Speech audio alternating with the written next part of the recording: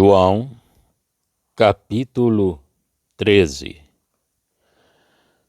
Ora, antes da festa da Páscoa, sabendo Jesus que era já chegada a hora de passar deste mundo para o Pai, como havia amado os seus que estavam no mundo, amou-os até o fim. E acabada a ceia, tendo o diabo posto no coração de Judas Iscariotes, filho de Simão, que o traísse, Jesus, sabendo que o Pai tinha depositado nas suas mãos todas as coisas, e que havia saído de Deus e ia para Deus, levantou-se da ceia, tirou as vestes e, tomando uma toalha, cingiu-se. Depois deitou água numa bacia e começou a lavar os pés aos discípulos e a enxugar-lhes com a toalha com que estava cingido.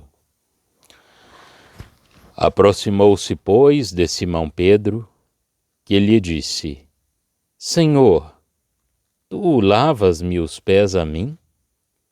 Respondeu-lhe Jesus e disse-lhe: O que eu faço, não o sabes tu agora, mas tu sabê-lo-ás depois.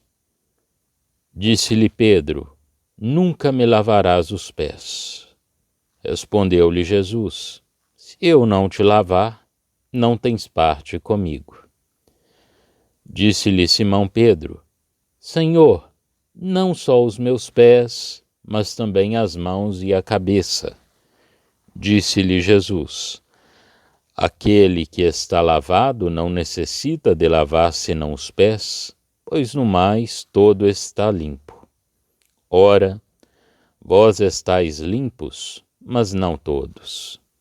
Porque bem sabia ele quem o havia de trair, por isso disse: Nem todos estáis limpos. Depois que lhes lavou os pés, e tomou as suas vestes, e se assentou outra vez à mesa, disse-lhes: Entendeis o que vos tenho feito? Vós me chamais Mestre e Senhor, e dizeis bem, porque eu sou. Ora, se eu, Senhor e Mestre, vos lavei os pés, vós deveis também lavar os pés uns aos outros. Porque eu vos dei o exemplo, para que, como eu vos fiz, façais vós também. Na verdade vos digo, que não é o servo maior do que o seu senhor, nem o enviado maior do que aquele que o enviou. Se sabeis estas coisas, bem-aventurados sois se as fizerdes. Não falo de todos vós, eu bem sei os que tenho escolhido, mas para que se cumpra a Escritura, o que come o pão comigo, levantou contra mim o seu calcanhar. Desde agora vou-lo digo, antes que aconteça, para que, quando acontecer, acrediteis que eu sou. Na verdade vos digo, se alguém receber o que eu enviar, me recebe a mim. E quem me recebe a mim, recebe aquele que me enviou. Tendo Jesus dito isto, turbou-se em espírito e afirmou, dizendo: Na verdade vos digo, que um de vós me há de trair. Então os discípulos olhavam uns para os outros, duvidando de quem ele falava. Ora, um de seus discípulos, aquele a quem Jesus amava, estava reclinado no seio de Jesus. Então Simão Pedro fez sinal a este, para que perguntasse quem era aquele de quem ele falava. E inclinando-se ele sobre o peito de Jesus, disse-lhe: Senhor, quem é? Jesus respondeu: É aquele a quem eu der o bocado molhado. E molhando o bocado, o deu a Judas Iscariotes, filho de Simão. E após o bocado, entrou nele Satanás. Disse, pois, Jesus: O que fazes, faze-o depressa. E nenhum dos que estavam assentados à mesa compreendeu a que propósito lhe dissera isto. Porque, como Judas tinha a bolsa, pensavam alguns que Jesus lhe tinha dito: Compra o que nos é necessário para a festa, ou que desse alguma coisa aos pobres. E tendo Judas tomado o bocado, saiu logo. E era já noite. Tendo ele, pois, saído, disse Jesus: Agora é glorificado o Filho do Homem, e Deus é glorificado nele. Se Deus é glorificado nele, também Deus o glorificará em si mesmo, e logo o há de glorificar. Filhinhos, ainda por um pouco estou convosco.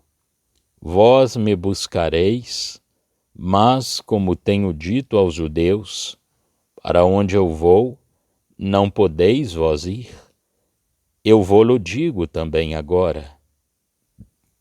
Um novo mandamento vos dou, que vos ameis uns aos outros, como eu vos amei a vós, que também vós, uns aos outros, vos ameis. Nisto todos conhecerão que sois meus discípulos, se vos amardes uns aos outros. Disse-lhe Simão Pedro: Senhor, para onde vais? Jesus lhe respondeu: Para onde eu vou, não podes agora seguir-me, mas depois me seguirás. Disse-lhe Pedro: Por que não posso seguir-te agora? Por ti darei a minha vida. Respondeu-lhe Jesus: Tu darás a tua vida por mim? Na verdade te digo, que não cantará o galo, enquanto não me tiveres negado 3 vezes. João, capítulo 13. Por conseguinte, agora Jesus aceita pessoalmente a posição que Deus lhe determinara para ir para junto do Pai. Tinha chegado o tempo pré-determinado para tal. Jesus toma, portanto, o seu lugar na prática, nos seus discursos e nas suas instruções, e em todas as relações que decorrem desse lugar, segundo os planos de Deus, e não como tendo uma posição ligada à responsabilidade de um mundo que o tinha rejeitado. Mas ele ama os seus, ama-os até ao fim. Jesus está aqui perante 2 fatos. Primeiro, o pecado, tomando a forma mais penosa para o seu coração, na traição de Judas.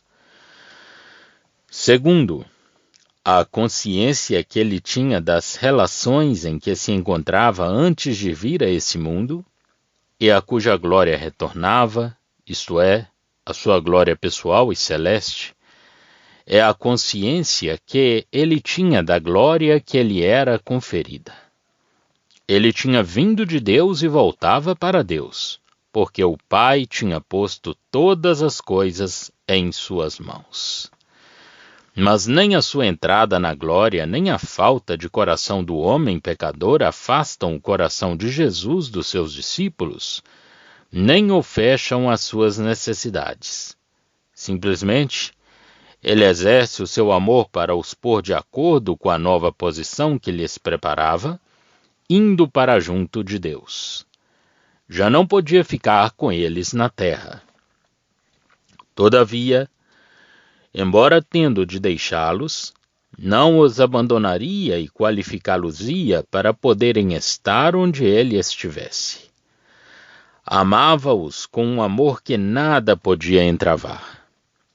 E os resultados de um tal amor são perfeitos, tornando-os aptos para habitarem com ele. Mudança bendita, realizada pelo amor, mesmo enquanto o Salvador se encontrava com eles neste mundo. Eles teriam parte com aquele que tinha vindo de Deus e voltava para Deus, e em cujas mãos o Pai tinha posto todas as coisas. Mas, para tal, eles deviam estar limpos, para poderem habitar lá com ele.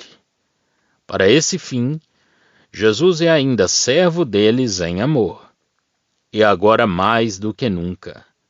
Sem dúvida, na sua perfeita graça, ele o tinha sido até aqui, mas tinha-o sido vivendo no meio deles. Ele e os seus discípulos eram, em certo sentido, companheiros.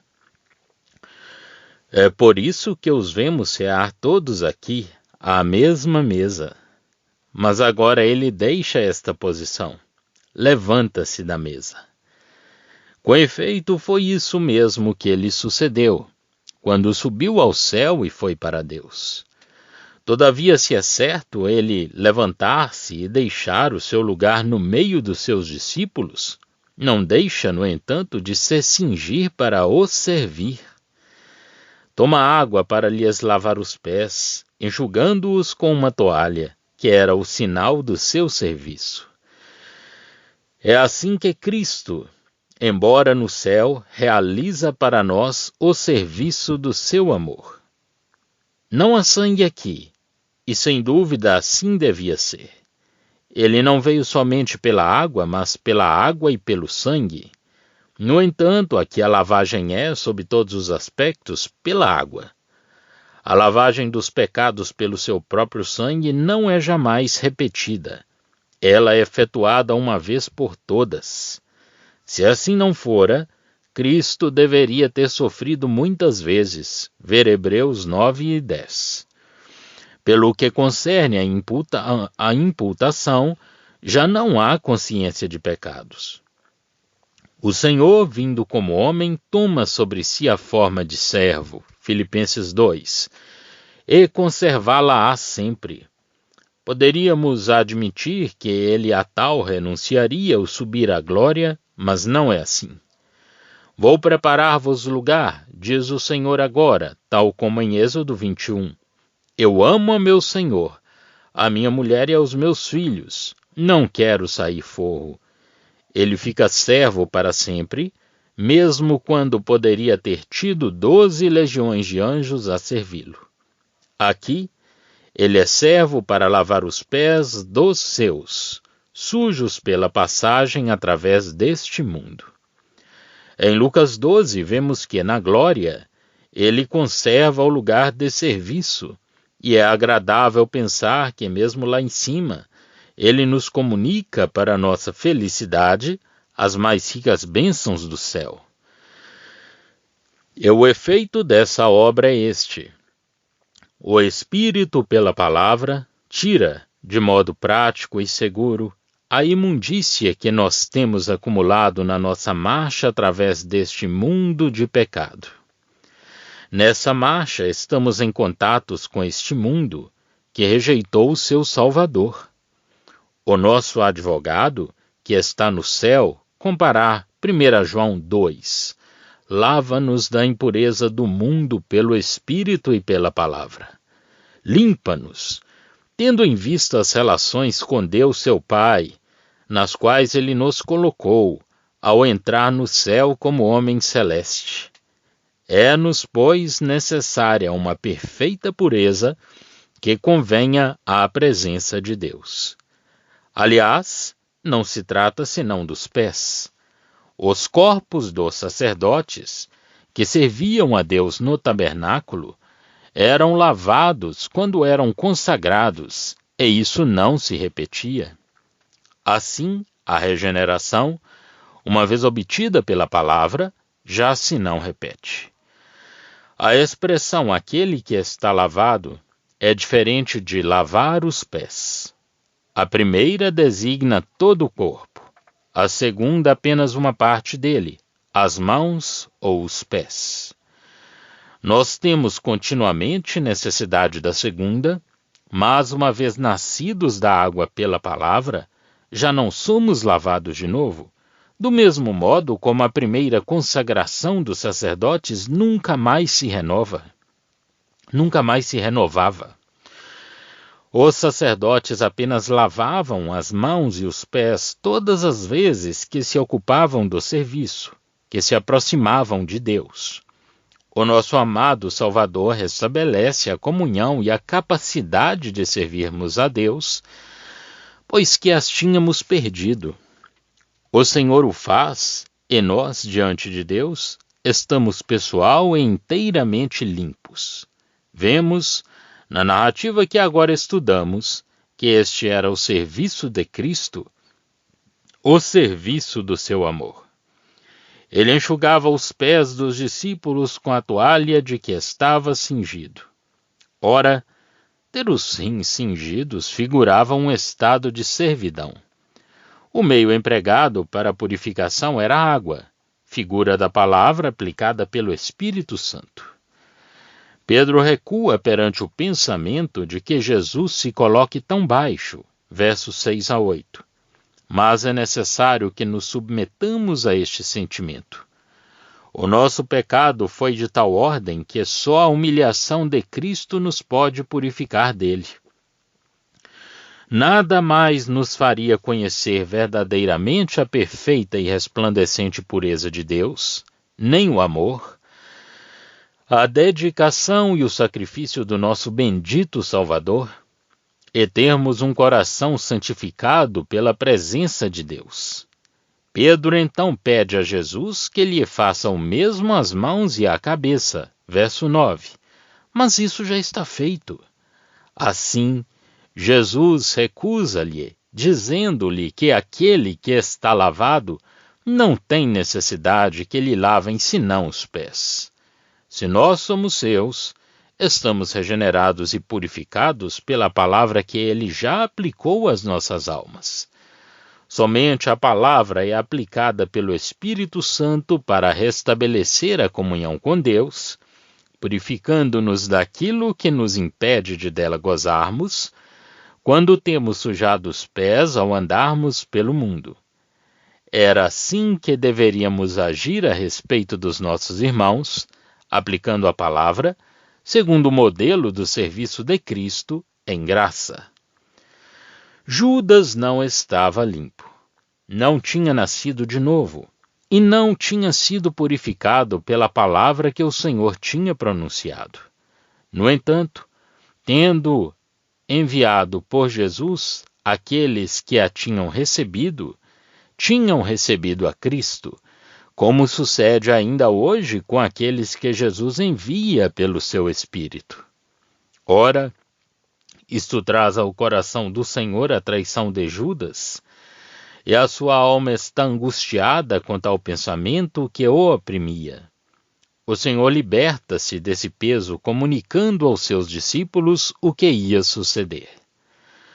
Note-se que não é do ponto de vista do conhecimento que ele tinha da pessoa que devia traí-lo que ele fala aos seus discípulos, mas do fato de que um deles cometeria essa ação, um daqueles que tinham sido seus companheiros. É por isso que os discípulos olham uns para os outros. Ora, havia um que estava perto de Jesus, a saber, o discípulo que ele amava. Porque nós temos em toda essa porção do Evangelho segundo João, o testemunho da graça que responde às diversas formas da malícia e da maldade do homem. Este amor de Jesus tinha formado o coração de João, tinha-lhe dado a confiança, a constância da afeição. Por isso ele estava, e sem qualquer outro motivo, assentado ao lado de Jesus, para receber algo da sua parte. mas não fora com essa ideia que ele se colocara perto de Jesus. Sentara-se ali porque amava o Senhor. O seu amor tinha-o ligado a Jesus e ele estava ali, podendo, por isso, receber mais facilmente qualquer comunicação da parte de Jesus. E é assim que nós podemos, ainda hoje, aprender dele. Cheguemo-nos a ele e ele nos ensinará. Pedro amava o Senhor, mas havia nele demasiado eu, demasiado egoísmo para que pudesse ter grande intimidade com ele. Embora não fosse nada egoísta para o serviço de seu mestre, se Deus quisesse empregá-lo. E Deus o empregou em graça. Quem de entre os 12 prestou testemunho como Pedro, em quem Deus operou com eficácia para a circuncisão? Contudo, não se encontra nas epístolas de Pedro o que encontramos nas epístolas de João. Por outro lado, Pedro é morto por amor de Jesus. João foi poupado para cuidar da igreja, e não consta que ele tenha sido martirizado.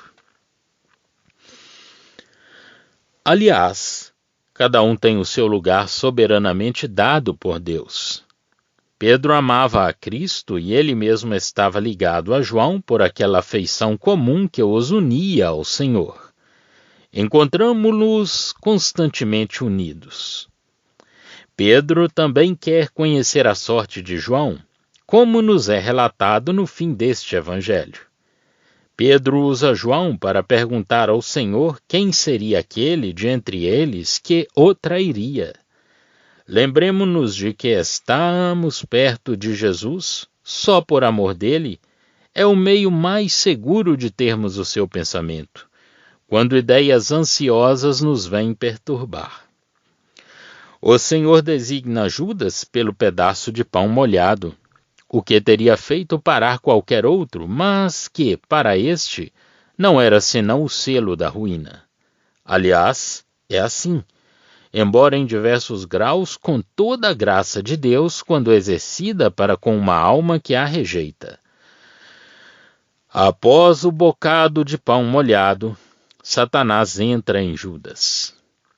Já mal por cobiça, cedendo habitualmente às tentações ordinárias, embora andasse com Jesus, endurecendo continuamente o seu coração contra o efeito dessa graça que estava sempre sob os seus olhos e ao seu lado e que, em certo sentido, se exercia a seu respeito, Judas tinha cedido à tentação do inimigo de se fazer instrumento nas mãos dos sumos sacerdotes para trair o Senhor.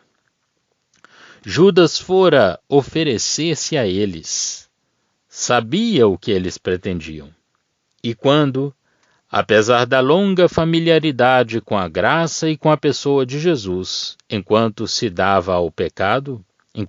se dava ao pecado, a graça e o pensamento da pessoa de Cristo têm perdido totalmente a sua influência, ele chega ao ponto de nada sentir no seu coração ao trair o seu mestre. O conhecimento que ele tinha do poder de Jesus ajuda-o a abandonar-se ao mal e a reforçar as tentações de Satanás.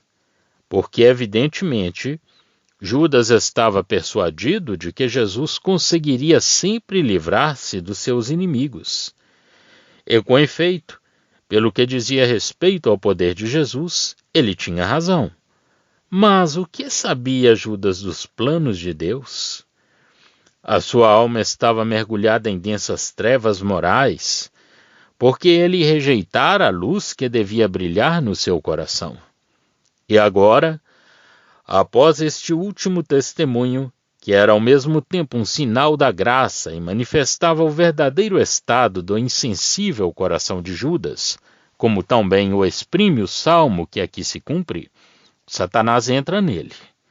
Toma posse dele de maneira a endurecê-lo contra tudo o que pudesse fazer-lhe sentir, mesmo como homem natural, o horror da sua ação enfraqueceu do e preparando-o para a realização do mal, a fim de que nem a sua consciência, nem o seu coração despertassem ao fazê-lo. Que horrível estado de alma! Satanás possui Judas até que seja forçado a deixá-lo para o julgamento ao qual ele não poderia subtraí-lo, e que será também o seu, no tempo determinado por Deus. Julgamento esse que se manifesta na consciência de Judas, quando o mal já está feito e é demasiado tarde para o remediar. Esse terrível sentimento daquilo que o espera manifesta-se em Judas num desespero que os seus laços com Satanás não fazem senão aumentar, mas que é forçado a prestar testemunho a Jesus perante aqueles que tinham tirado proveito do seu pecado e escarneciam da sua miséria moral. Porque o desespero diz a verdade, o véu está rasgado. Já não há ilusões. A consciência está nu diante de Deus, mas é perante o seu julgamento. Ali, Satanás já nos não engana. Ali, conhecemos, não a graça, mas a perfeição de Cristo. Judas prestou testemunho à inocência de Jesus, tal como o ladrão sobre a cruz. É assim que a morte e a destruição ouviram com seus ouvidos a sua fama. Só Deus a conhece. Jó 28, de 22 a 23. Jesus conhecia bem o estado de alma de Judas. Para ele, tratava-se apenas de cumprir o que pretendia fazer e por um meio que já não deixava qualquer hipótese de esperança. O que pretendes fazer, diz o Senhor, faze-o depressa. Verso 27. Que tremendas palavras! Se nos lembrarmos que elas saíram da boca daquele que era o próprio amor. Mas os olhos de Jesus estão agora fixos na sua morte. Está só. Ninguém, nem mesmo seus discípulos, tinham parte com ele naquela obra que somente ele podia realizar. Os seus discípulos já não podiam, tal como os próprios judeus, segui-lo aonde ele ia agora. Hora solene, mas gloriosa. Embora sendo homem, Jesus ia reencontrar Deus naquilo que separava o homem de Deus, ia reencontrá-lo em julgamento. É o que o Senhor exprime com efeito quando Judas saiu. A porta, que este fechava sobre si, separava Jesus deste mundo. Agora, diz o Senhor, foi glorificado o Filho do Homem, e Deus foi glorificado nele. Verso 31.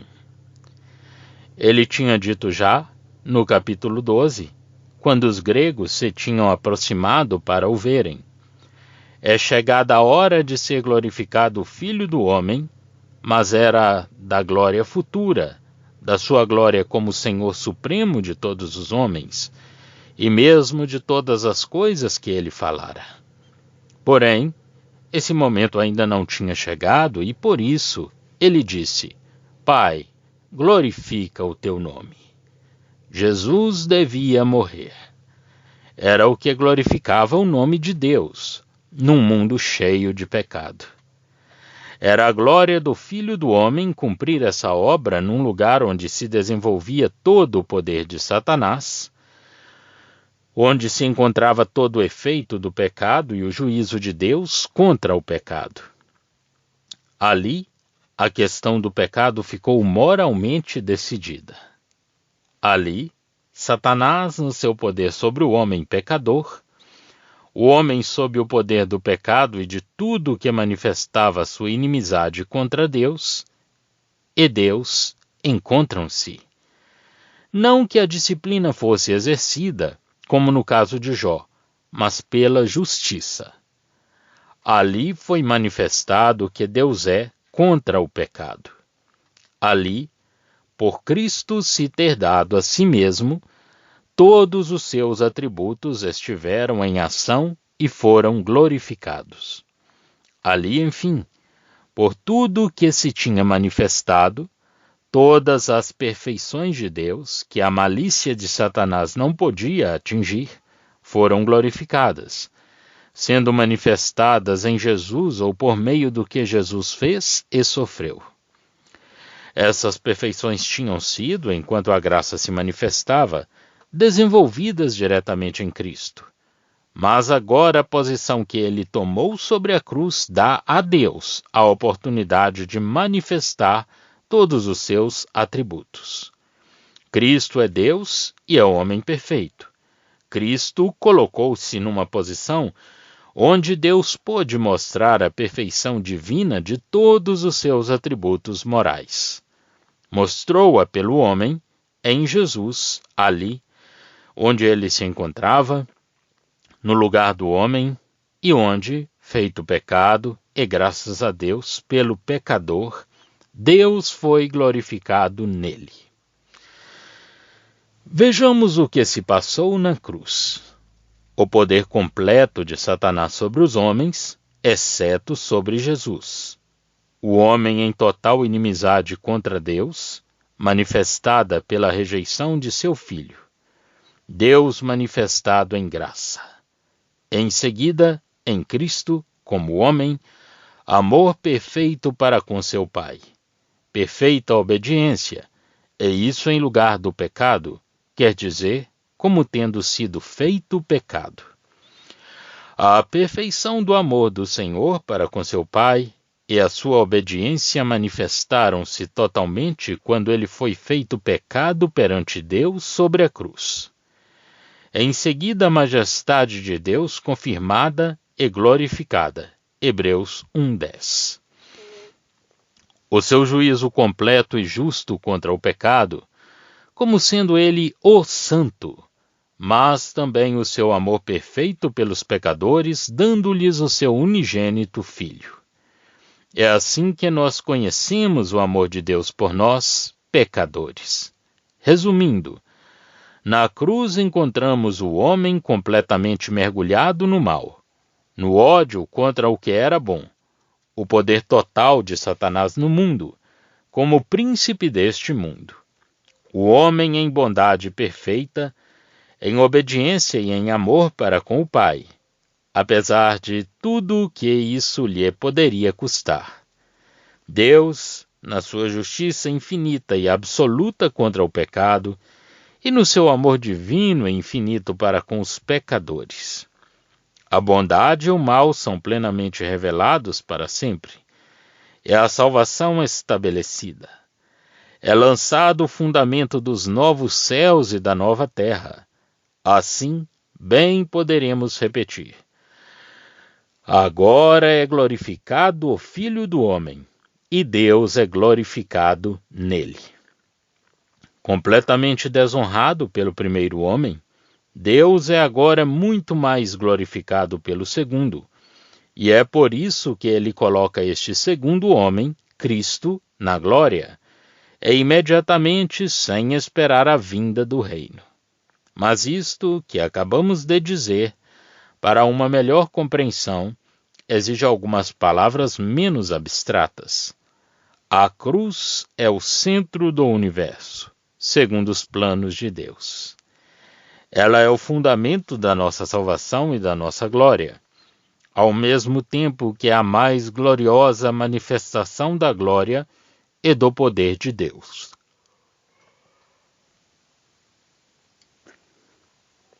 O centro da história da eternidade. O Senhor disse, quando os gregos vieram para o ver, que era chegada a hora para que o Filho do Homem fosse glorificado. Mas ele falava então da sua glória como Filho do Homem, da glória que devia tomar sob esse título. Ele sentia então que, para ali introduzir o homem, devia necessariamente passar ele próprio pela morte. Está, porém, ocupado de algo que afasta os seus pensamentos da vista da glória e do sofrimento, a saber, da necessidade que possui o seu coração de que o seu Pai seja glorificado. Agora aqui, tudo estava pronto para isso. Tinha chegado o momento de Judas sair, pois tinha ultrapassado os limites da perfeita e justa paciência de Deus e dado largas ao seu pecado. Tinha cometido o crime que deveria conduzir ao maravilhoso cumprimento dos desígnios de Deus. Ora, em Jesus, sobre a cruz, o Filho do Homem foi glorificado de uma maneira bem mais admirável do que o faria a glória, mesmo positiva, que lhe pertence sob esse título. Ele será, sem dúvida, revestido dessa glória. Mas sobre a cruz, o Filho do Homem suportou tudo o que era necessário para o perfeito esplendor de toda a glória de Deus. Todo o peso dessa glória teve de cair sobre ele, pondo-o à prova, a fim de ver se ele podia suportá-la e exaltá-la, dando-lhe toda a sua importância no mesmo lugar onde o pecado escondia essa glória, ele lhe dava, por assim dizer, um ímpio desmentido. Seria capaz o Filho do Homem de ocupar um tal lugar, de manter-se ali, de se comprometer numa tarefa de tal ordem e de a realizar até ao fim sem falhar? Pois bem, Jesus o fez. A majestade de Deus devia ser reivindicada no meio da revolta insolente da sua criatura, e não por um julgamento executado sobre ela, que teria sido a sua ruína. A verdade de Deus, que tinha ameaçado o homem de morte, devia ser mantida, e a sua justiça estabelecida contra o pecado. Quem poderia fazer face a essa terrível justiça? E ao mesmo tempo o amor de Deus devia ser plenamente demonstrado. Satanás tinha ali todos os direitos adquiridos sobre nós por causa do nosso pecado. Mas Cristo, perfeito como homem, só, separado de todos os outros homens na obediência, e não tendo como homem senão um fim a atingir, a glória de Deus, Cristo, divinamente perfeito, dando-se a si próprio, glorificou plenamente a Deus. Deus foi glorificado nele. A sua justiça, a sua majestade, a sua verdade, o seu amor, tudo foi posto em evidência sobre a cruz, como existindo em si mesmo e revelado somente ali. E tudo isto por causa do pecado. E Deus pode agora agir livremente com a consciência do que ele é em si próprio, sem que um único atributo esconda, obscureça ou contradiga um outro. A verdade condenava o homem à morte. A justiça condenava para sempre o pecador. A majestade exigia a execução desse julgamento. Onde havia então lugar para o amor? Se o amor, tal como o homem o podia conhecer, ultrapassasse todas as coisas, onde estava a majestade ou a justiça divina? De resto, isso não podia ser assim. Esse estado de coisas não teria sido realmente de amor, mas de indiferença pelo mal, pela cruz. Ele é justo e justifica em graça. Ele é amor, e nesse amor comunica ao homem a sua justiça. A justiça de Deus toma o lugar do pecado do homem para aquele que crê. A justiça do homem desaparece, do mesmo modo que o pecado, perante uma tal luz de graça, e não obscurece a soberana glória dessa graça exercida em favor do homem, realmente afastado de Deus. E quem fez tudo isso? Quem estabeleceu assim, quanto ao estado de coisas comprometidas pelo pecado, toda a glória de Deus? Foi o Filho do Homem. Por isso Deus o glorifica com a sua própria glória, porque era bem essa glória que Jesus tinha estabelecido e exaltado quando, pelas suas criaturas, porque ela não pode ser alterada em si, os seus traços estavam apagados pelo pecado. E esta glória não somente tinha sido estabelecida, mas é ali que ela foi realizada como não teria podido ser de qualquer outro modo. Jamais houve um tal amor como aquele que foi manifestado no dom do Filho de Deus pelos pecadores. Jamais uma justiça a qual o pecado é insuportável como aquela que não perdoou ao próprio Filho quando ele levou o pecado sobre si. Jamais houve esplendor de majestade semelhante àquele pelo qual o próprio Filho de Deus teve de responder às plenas exigências dessa majestade. Comparar Hebreus 2. Jamais a imutável verdade de Deus foi posta em evidência, como quando não vergou perante a necessidade da morte de Jesus. Mas agora conhecemos Deus. Deus, sendo glorificado no Filho do Homem, glorifica-o em si mesmo. Mas não espera pelo dia da sua glória entre os homens, segundo o pensamento do capítulo 12, para o fazer. Chama-o já à sua direita e coloca-o ali imediatamente, e só. Na verdade, que outro, senão ele, poderia ali estar, não sendo em espírito? Ali, a glória de Jesus liga-se à obra que só ele podia fazer e que teve de fazer sozinho. Assim, também só ele podia colher o fruto do seu trabalho ao pé de Deus, porque ele era Deus. Outras glórias virão a seu tempo. Nós as partilharemos com ele, embora em todas as coisas ele tenha sempre o primeiro lugar. Aqui, ele está e deve ficar sempre só, em tudo aquilo que lhe é pessoal. Com efeito, quem compartilhou a cruz com ele no que respeita ao sofrimento pelo pecado e à satisfação da justiça, nós a compartilhamos, sem dúvida, como sofrendo pela justiça e pelo amor dele e dos seus, e até a morte. Por isso compartilharemos também a sua glória.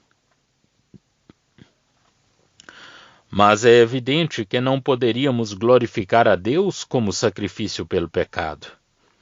Aquele que não conheceu o pecado pôde ser feito pecado.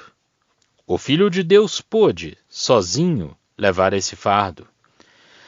Nós, pecadores, não podíamos.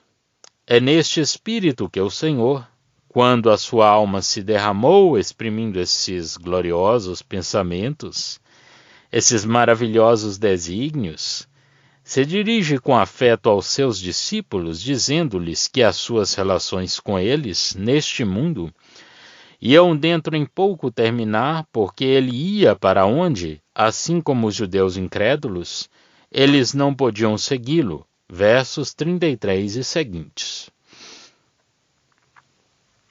O amor fraternal, num certo sentido, devia tomar o seu lugar. Eles deviam amar-se uns aos outros como ele os tinha amado, com um amor que se eleva acima das faltas da carne neles, de um amor fraternal nas suas relações, segundo a perfeita graça do Salvador. Se o principal apoio deles era retirado,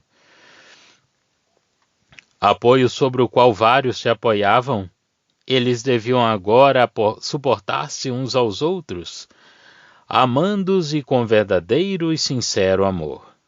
Desse modo, os discípulos de Cristo seriam reconhecidos, se tivessem amor uns aos outros.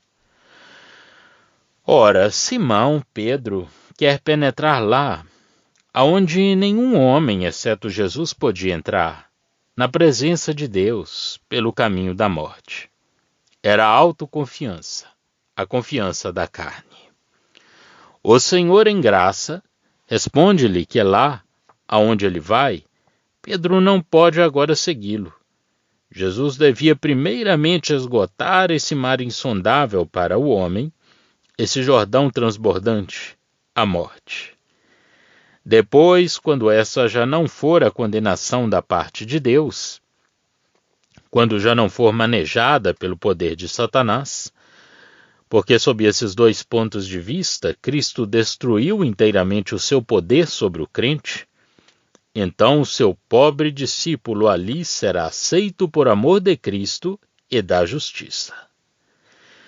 Pedro quer segui-lo pela sua própria força, pretendendo que podia fazer precisamente o que Jesus ia fazer por ele.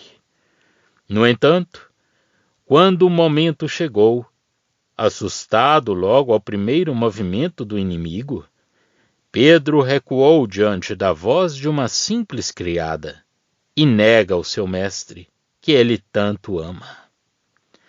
Nas coisas de Deus, a confiança da carne não faz senão levar-nos a uma posição de completa ruína.